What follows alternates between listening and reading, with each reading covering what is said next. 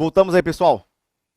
No primeiro bloco, a gente fechou a ideia básica de inscrição e circunscrição de cubos na esfera, né? Só relembrando, para o cubo estar inscrito, a diagonal do cubo tem que ser o diâmetro da esfera. Para o cubo estar circunscrito, a aresta do cubo tem que ser igual ao diâmetro da esfera. Tá bom?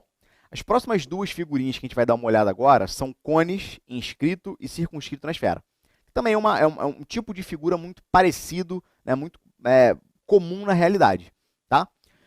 Em vários vestibulares, por exemplo, já apareceram problemas que envolviam esferas circunscritas ou inscritas em cones. Né? Então é importante você ficar atento nas contas que você precisa fazer, porque as contas são um pouquinho diferentes do que as contas no cubo. Mas, em geral, pessoal, um grande segredo que existe em geometria espacial é o seguinte: você tem que, ao máximo, tentar pegar a tua figura que é em geometria espacial e tentar transformar essa figura numa figura de geometria plana. Quando você consegue fazer isso, em geral, as contas ficam muito simples. Porque na geometria plana você conhece o teorema de Pitágoras, você conhece a lei dos cossenos. Então, essas formulazinhas que você sabe bem da geometria plana, a gente pode aplicar dentro da geometria espacial. Beleza? Dá uma olhadinha nessas próximas duas figurinhas. Olha só.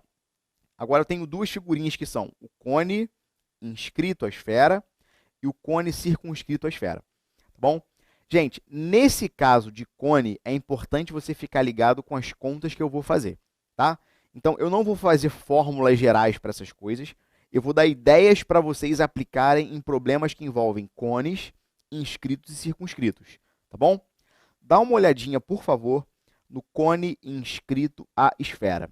Veja bem, pessoal, o cone é aquela figurinha da geometria espacial que tem uma base que é um círculo e tem esse ponto aqui em cima que é um vértice, que é o vértice do cone. Tá bom? Repara, para o cone estar inscrito à esfera, isso significa que os seus pontos da base, ou seja, a circunferência da base e o vértice, eles têm que pertencer à esfera. Então, esses pontos todos aqui, né, essa envoltória, a circunferência da base e esse vértice aqui em cima, eles são pontos que pertencem à esfera. Então, você tem que lembrar, pessoal, a definição básica de raio. Está aqui o centro da esfera, que é esse ponto vermelho que eu acabei de marcar, que é o ponto C. Se você ligar esse ponto aqui a qualquer ponto que pertença à esfera, essa grandeza se chama raio. Então, por exemplo, o segmento CB é um segmento que liga o centro da esfera até um ponto dela. Portanto, isso aqui tem medida R, que é o raio da esfera. Repara que esse Rzão grandão é o raio da esfera. Tá? Então, Rzão grandão é o raio da esfera, só para você ficar ligado aí. Tá bom? Legal. Repara que, então, essa distância de C até B, ela é raio, assim como, por exemplo, a distância de C até esse vértice aqui em cima. Essa distância aqui também é raio, porque é a distância do centro da esfera até o vértice do cone. Tá bom? Agora, se você olhar para o cone propriamente dito, né, nesse caso aqui, eu estou pegando o cone mais simples, que é um cone reto, para a gente poder fazer as contas da forma mais simples possível. Né?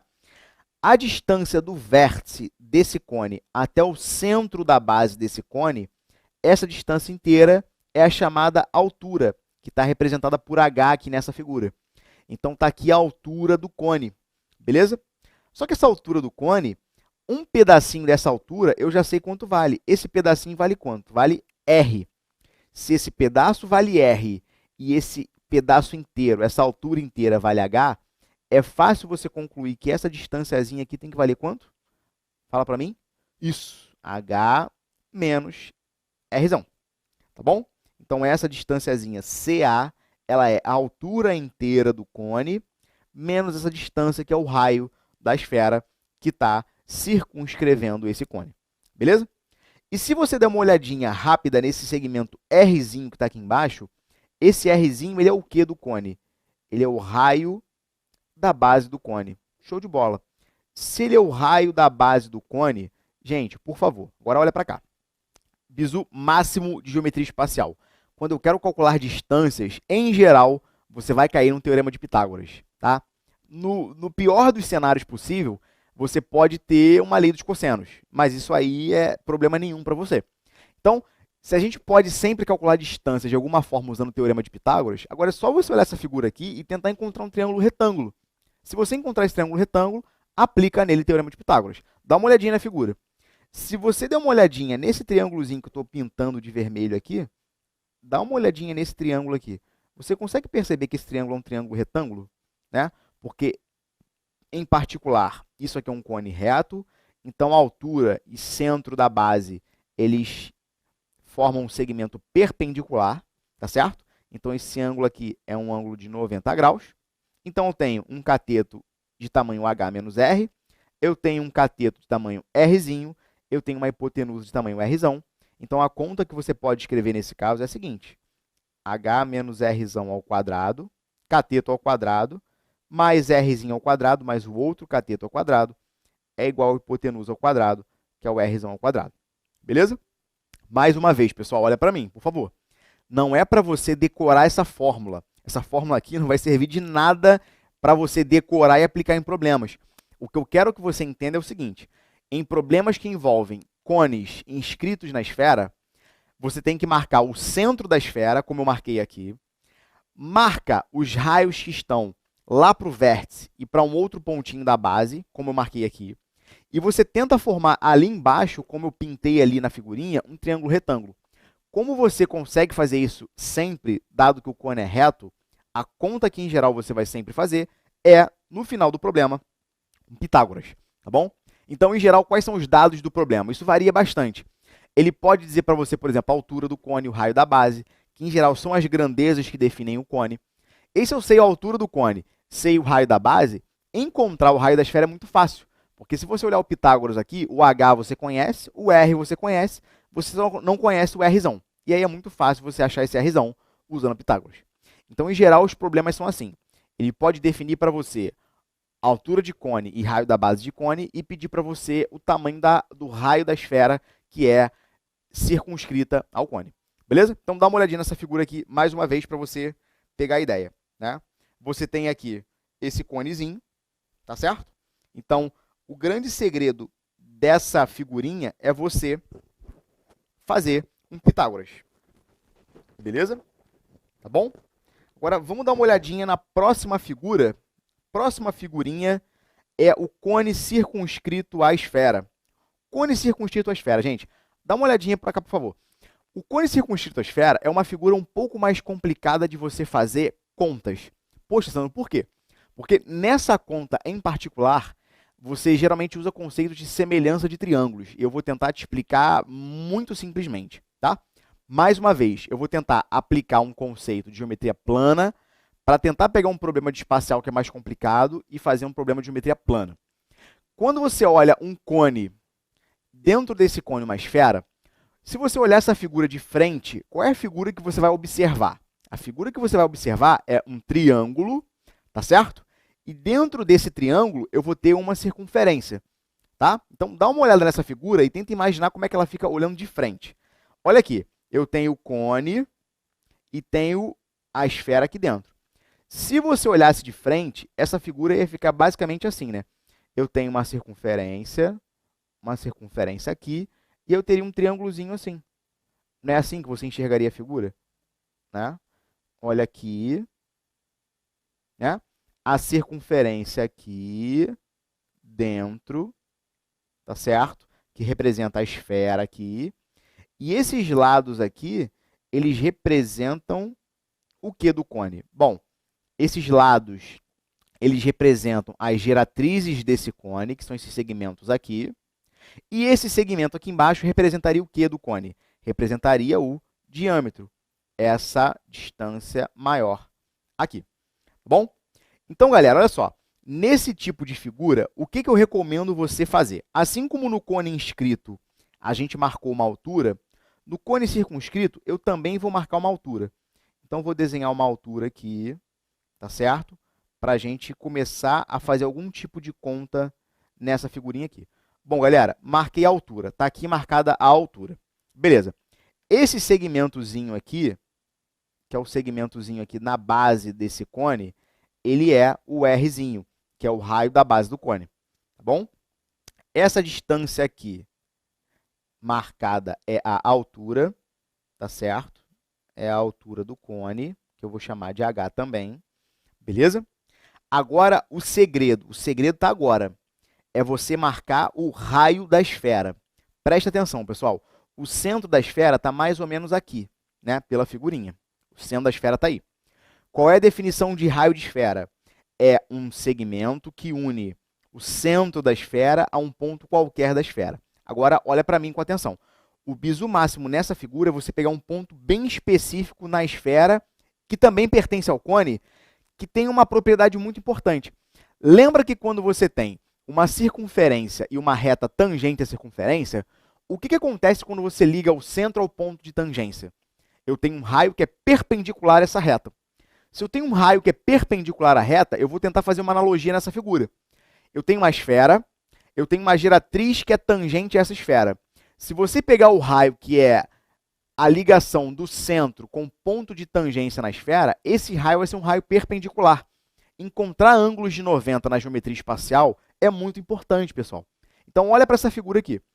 Se você pegar o centro da esfera e ligar a esse ponto aqui, que é o ponto de tangência dessa geratriz com a esfera, se você liga isso aqui, como é que é o nome disso aqui? Raiozão da esfera. E aí, galera, nessa partezinha aqui, você acaba de ganhar, de grátis, um ângulo de 90 graus. Olha que beleza. Porque eu tenho um raio que é perpendicular a uma reta tangente aqui no seu ponto de tangência. E aí, galera, poxa, Sandro, mas por que essa conta é legal para a gente? Porque olha só, pessoal, olha, repara que é o seguinte, partindo da premissa de que isso aqui é um cone reto também, né, para as contas ficarem bem mais simples, eu tenho um ângulo de 90 aqui, eu tenho um ângulo de 90 aqui. Ah, Sandro, show de bola, já temos ângulos de 90. Agora eu vou marcar um ângulozinho verde aqui, ó. Vou marcar esse ângulozinho verde aqui, para você ficar ligado no que eu vou fazer, tá? Beleza? Marquei esse ângulozinho verde aqui. Olha só, se você olhar com atenção, eu vou marcar alguns vértices aqui bem especiais, tá? Vou marcar esse vértice aqui, esse vértice aqui e esse vértice aqui. Tá vendo? Esse triângulo com esse vértice e esse vértice, que é o menorzinho, ele é um triângulo retângulo. Tá vendo que ele é um triângulo retângulo? Que tem um ângulo verde. Se ele é um triângulo retângulo que tem um ângulo verde, beleza, já deixei ele guardado. Agora eu vou marcar um outro carinha aqui para você dar uma olhada. Olha, ainda esse vértice aqui, esse vérticezão aqui de baixo e esse vértice aqui. Conseguiu entender qual é o triângulo que tem esses vértices azuis? Que é esse triângulo grandão aqui? Repara mais uma vez que esse triângulo grandão é um triângulo que ele é retângulo e ele também tem um ângulo verde. Opa, olha para cá. Se eu tenho dois triângulos retângulos que têm um ângulo verde em comum, na verdade, eles não têm dois ângulos em comum. Eles têm quantos ângulos em comum? São três ângulos.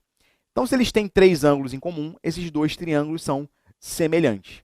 E aí você pode escrever para esses dois triângulos a razão de semelhança que você quiser, tá? Para poder você fazer as contas e você tentar encontrar alguma relação entre o raio da base do cone e o raio da esfera, tá? Então, dá uma olhadinha aqui na conta que a gente pode fazer, por exemplo. Dá uma olhadinha, tá? Se você fizer a razão de semelhança nesse caso aqui, olha o que você pode escrever. Por exemplo, nesse caso aqui, ó, eu posso escrever o seguinte. Olha só, no triângulo pequenininho, quem é o lado que está oposto, está olhando para o ângulo verde? No triângulo pequenininho é Rzão, que é o raio da esfera. Agora, no triângulo grandão, quem é o cara que está oposto ao ângulo verde? Quem é que está olhando para o ângulo verde? Rzinho. Então, Rzão sobre Rzinho, que é a nossa razão de semelhança. Por exemplo, vou marcar outros ângulos aqui que eu não marquei. Por exemplo, se esse cara é retângulo com um ângulo verde, eu vou dizer que esse aqui é o meu ângulo roxo. Tá vendo aqui meu ângulo roxo? Tá?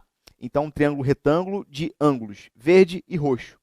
Como esse pequenininho também é semelhante, ele é um cara retângulo de ângulos verde, esse cara aqui, naturalmente, tem que ser um ângulo roxo também. E aí, ó, o que você pode escrever? Por exemplo, oposto ao ângulo roxo no pequenininho é esse tamanho aqui. A priori, eu não sei quanto é que é esse tamanho, eu vou chamar esse tamanho de x aqui, por exemplo. Então, x. No grandão, quem é o segmento que está oposto ao roxo? Nesse caso aqui, oposto ao roxo, é esse cara todo no grandão, que a gente chamou de quê? de Hzão, por exemplo. Tá certo? Beleza? Mais uma coisa que a gente pode escrever para completar a razão de semelhança. Bom, no pequenininho, quem é que está oposto ao ângulo de 90 graus? Olha, oposto ao ângulo de 90 graus, agora toma um cuidado básico aqui, porque olha só, esse tamanho todo aqui é h. A distância de um ponto da esfera até o seu centro, você chama de quê? Como é que é o nome dessa grandeza que está bem aqui? Ó? O nome disso é raio. Então, de novo, pessoal, eu tenho uma altura, eu tenho esse Rzão aqui. Quanto é que vale esse tamanho daqui até aqui? Claramente, ele vale h menos r. Então, oposto ao ângulo de 90 no pequenininho, a gente tem h menos r. E quem está oposto ao ângulo de 90 no grandão? Talvez seja uma conta mais complicada para você ver, mas você vai ver que é bem simples. Oposto ao ângulo de 90 no grandão é o segmento que é esse segmento preto que está aqui. Como é que é o nome desse segmento preto que está aqui no cone? É a chamada geratriz. Então, essa distância toda aqui eu vou chamar de G, G de geratriz. Portanto, a gente tem completa a nossa razão de semelhança. Tá bom, galera? Beleza? Então, olha para mim. Nessas figuras, nessas últimas duas figuras que a gente viu, eu não quero que você decore fórmulas sobre isso. Eu quero que você aprenda as ideias básicas. Então, tendo cones inscritos ou circunscritos à esfera, primeiro bizu, desenhar a altura, para você começar o problema. Desenha a altura. Segundo bizu, marca em cima da altura, já que a altura é um eixo de simetria, marque em cima da altura o centro da esfera, porque você vai precisar dele. Tá? Em terceiro lugar, marca os raios da esfera que você vai precisar para fazer conta. No caso do cone inscrito na esfera, o raio que você precisa é ou do centro até o vértice lá em cima, ou do centro até um ponto da base, como a gente fez aqui na figurinha. No caso de um cone circunscrito, o raio que você vai precisar, que é o raio bisurado, é quando você liga o centro da esfera até o ponto de tangência da geratriz com a esfera, como a gente fez aqui na figurinha. Tá? E aí, a partir daí, você vai sempre rumar a tua solução do problema ou usando Pitágoras ou usando, por exemplo, semelhança de triângulos. Tá? Pensa, pessoal, que esse tipo de problema, quando cai na prova, não é um problema simples, não é um problema de graça na prova. É um problema que, em geral, ele demanda um pouco mais de experiência, um pouco mais de conta. Então, se você, num primeiro momento, você olhou essas figuras e não entendeu muito bem, fica tranquilo, porque daqui a pouco a gente vai fazer alguns exemplos para tentar solidificar esse conceito. Mas já de antemão te digo, quando cai problemas sobre isso na prova do Enem especificamente, não é o problema mais fácil da prova. Em geral, é um problema difícil. Tá bom? Porque é uma ideia que os alunos não estão acostumados tanto a fazer. Eles têm um pouco de dificuldade sobre o que eles podem fazer e quais são as técnicas que eles podem usar nesse tipo de problema. Beleza? Tá? Para fechar esse bloco, eu vou mostrar para vocês algumas figurinhas que elas podem aparecer na tua prova. Tá? E aí a ideia básica desses problemas, a gente vai tentar reforçar no último bloco, fechando com exercícios, que são os chamados sólidos duais. Tá? Então, dá uma olhadinha aqui rapidamente. Tá? O que são os sólidos duais? Né? Antes de falar dos sólidos duais, eu coloquei mais alguns exemplos aqui de poliedros inscritos e circunscritos à esfera. Né? Por exemplo, nesse caso, você tem o tetraedro circunscrito à esfera. Olha o tetraedro aqui, né? A esferinha aqui dentro tangenciando suas faces. E o tetraedro inscrito à esfera, os vértices do tetraedro em cima da esfera. Repara que, mais uma vez, nessas figuras, a ideia básica para você fazer os problemas é, em essência, igual. Traçar a altura, encontrar o centro da esfera e você marcar o raio da esfera. A gente vai voltar nessas figuras daqui a pouquinho nos exercícios, tá bom? Beleza? Então, fechando aqui, os sólidos duais. O que são sólidos duais? Olha pra gente. O sólido dual, na verdade, é uma coisa que é bem legal na geometria espacial, que existe uma relação, né, direta entre algumas figuras espaciais. Se você pegar uma figura espacial e escolher alguns pontos específicos nessa figura espacial, você acaba criando uma segunda figura. E aí, se você faz a mesma coisa com essa segunda figura, você volta para a primeira figura. Por isso que são chamados sólidos duais. Existe uma dualidade entre eles. Eu peguei um exemplo específico porque ele tem a ver com inscrição de sólidos. Só que nesse caso aqui eu não vou inscrever sólidos na esfera. Eu vou inscrever ou circunscrever sólidos em sólidos. Então, só para você conhecer essas figurinhas, olha para cá. Por exemplo, eu peguei aqui o cubo e o seu dual, que é o octaedro. Como é que você cria o dual do octaedro, né? O dual do cubo, nesse caso aqui? Repara o seguinte, aqui está o cubo, né? Que é essa figura aqui. O que eu estou pegando nessa figurinha aqui? Eu estou pegando os centros das faces do cubo. Quando você pega os centros das faces do cubo, você gera essa figura chamada octaedro. Por quê? É uma figura que tem 6 vértices, porque são os 6 centros das faces do cubo. E essa figura, se você contar, ela tem 1, 2, 3, 4, 5, 6, 7, 8 faces.